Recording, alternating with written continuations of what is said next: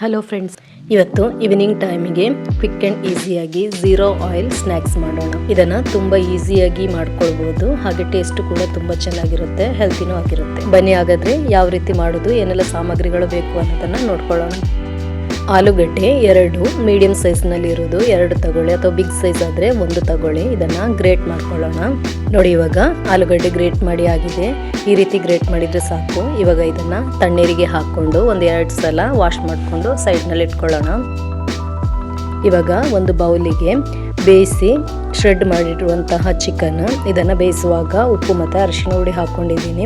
ಆಮೇಲೆ cabbage 1/4 cup, capsicum 1 small ಸೈಜ್ನಲ್ಲಿರೋದು cut ಮಾಡಿಕೊಂಡು ಹಾಕ್ಕೊಳ್ಳಿ. ಗ್ರೀನ್ ಚಿಲ್ಲಿ 1-2 ಸಣ್ಣ ಸಣ್ಣದಾಗಿ ಕಟ್ ಮಾಡಿಕೊಂಡು ಹಾಕ್ಕೊಳ್ಳಿ. ಆನಿಯನ್ 1 ಸ್ಮಾಲ್ ಸೈಜ್ನಲ್ಲಿರೋದು, ಕೊರಿಯಾಂಡರ್ ಲೀವ್ಸು ಅದನ್ನೆಲ್ಲ ಸಣ್ಣ ಸಣ್ಣದಾಗಿ ಕಟ್ ಮಾಡಿಕೊಂಡು ಹಾಕ್ಕೊಳ್ಳಿ. ನಂತರ ಮಸಾಲ ಹುಡಿಗಳು, ರುಚಿಗೆ ತಕ್ಕಷ್ಟು ಉಪ್ಪು, chilli flakes 1 tablespoon, chilli powder 1 teaspoon, turmeric powder 1/4 teaspoon, garam masala 1 teaspoon, chicken masala 1 teaspoon, corn flour 1 tablespoon, ಆಮೇಲೆ ಮೈದಾ 2 ಟೇಬಲ್ ಸ್ಪೂನ್ ಅಷ್ಟು ಹಾಕ್ಕೊಳ್ಳಿ. ನಂತರ ಗ್ರೇಟ್ ಮಾಡಿರುವಂತಹ ಪೊಟೆಟೊ ಇದೆಯಲ್ಲ, ಅದನ್ನು ಕೂಡ ಹಾಕ್ಕೊಂಡು ಎಲ್ಲದನ್ನು ಚೆನ್ನಾಗಿ ಮಿಕ್ಸ್ ಮಾಡ್ಕೊಳ್ಳಿ. ನಮ್ಮ ಚಾನಲನ್ನು ಇನ್ನೂ ಕೂಡ ಸಬ್ಸ್ಕ್ರೈಬ್ ಮಾಡದೆ ನೋಡ್ತಾ ಇದ್ದರೆ ಪ್ಲೀಸ್ ಸಬ್ಸ್ಕ್ರೈಬ್ ಮಾಡ್ಕೊಳ್ಳಿ. ಹಾಗೆ ವಿಡಿಯೋ ಇಷ್ಟವಾಗೋದಾದರೆ ಒಂದು ಲೈಕ್ ಕೊಟ್ಟು ಸಪೋರ್ಟ್ ಮಾಡಿ, ಫ್ರೆಂಡ್ಸ್ ಫ್ಯಾಮಿಲಿಗಳಿಗೆ ಶೇರ್ ಮಾಡ್ಕೊಳ್ಳಿ. ನೋಡಿ, ಇವಾಗ ಇದು ಚೆನ್ನಾಗಿ ಮಿಕ್ಸ್ ಆಗಿದೆ. ಇವಾಗ ಇದನ್ನು ರೆಸ್ಟ್ ಮಾಡ್ಕೊಳ್ಳೋ ಅವಶ್ಯಕತೆ ಏನೂ ಇರೋದಿಲ್ಲ. ಇವಾಗ ಇದನ್ನು ಫ್ರೈ ಮಾಡ್ಕೊಳ್ಬೋದು.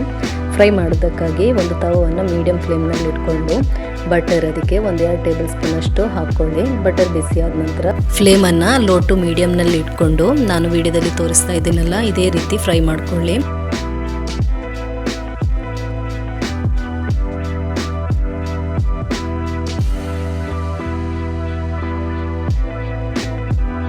ಇದನ್ನು ಒಂದು ಸೈಡು 4 ನಿಮಿಷ ಫ್ರೈ ಮಾಡ್ಕೊಳ್ಳಿ. ಕವರ್ ಮಾಡಿಕೊಂಡು ಫ್ರೈ ಮಾಡ್ಕೊಳ್ಳಿ.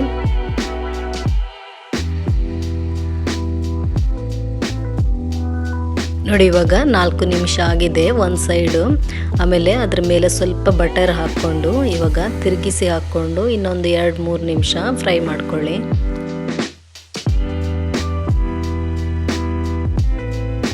ಈ ಸ್ನ್ಯಾಕ್ಸನ್ನು ನೀವು ಕ್ವಿಕ್ ಆ್ಯಂಡ್ ಈಸಿಯಾಗಿ ಮಾಡ್ಕೊಳ್ಬೋದು. ತುಂಬ ಟೇಸ್ಟಿನೂ ಆಗಿರುತ್ತೆ, ಹಾಗೆ ಹೆಲ್ತಿನೂ ಹೌದು.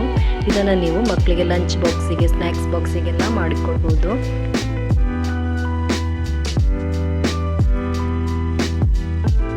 ನೋಡಿ, ಇವಾಗ ಇದು ರೆಡಿಯಾಗಿದೆ. ಇದನ್ನು ಇನ್ನೂ ಸ್ವಲ್ಪ ಟೇಸ್ಟಿಯಾಗಿ ಮಾಡೋದಕ್ಕೋಸ್ಕರ ಇದನ್ನು ತಿರುಗಿಸಿ ಹಾಕ್ಕೊಂಡು ಅದ್ರ ಮೇಲೆ ಒಂದೊಂದು ಪೀಸ್ ಆನಿಯನ್ ಇಟ್ಕೊಂಡು ಅದ್ರ ಮೇಲೆ ಸ್ವಲ್ಪ ಚೀಸ್ ಹಾಕ್ಕೊಂಡು ಅದು ಮೆಲ್ಟ್ ಆಗೋ ತನಕ ಸ್ವಲ್ಪ ಬೇಯಿಸ್ಕೊಳ್ಳೋಣ.